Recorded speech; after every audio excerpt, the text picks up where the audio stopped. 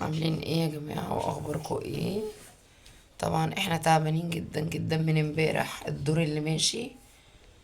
بصوا انا وولادي تعبانين من امبارح، ترجيع ترجيع ترجيع ومغص، وده دور ماشي تقريبا على كل الناس. مش قادرين، عايزين نقول لكم خلي بالكم قوي من نفسكم.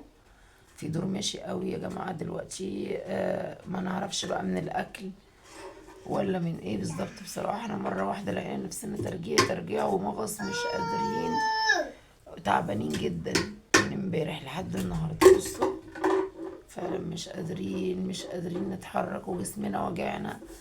فطبعا خلي بالكوا قوي من نفسكوا ومن اولادكوا.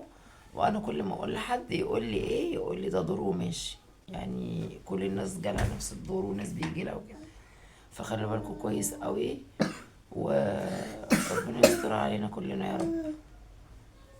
احنا قلنا نسلم عليكم عشان احنا ايه، مش بنعمل فيديوهات بسبب التعب اللي احنا فيه، فقلنا كده نسلم عليكم ونقول لكم خلي بالكم من الدور اللي ماشي ده، وربنا يستر عليكم وعلينا يا رب. باي باي. باي.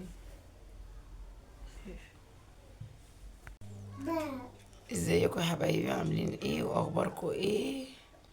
طبعا يا جماعة احنا تعبانين جدا جدا جدا من امبارح، دور ترجيع جامد.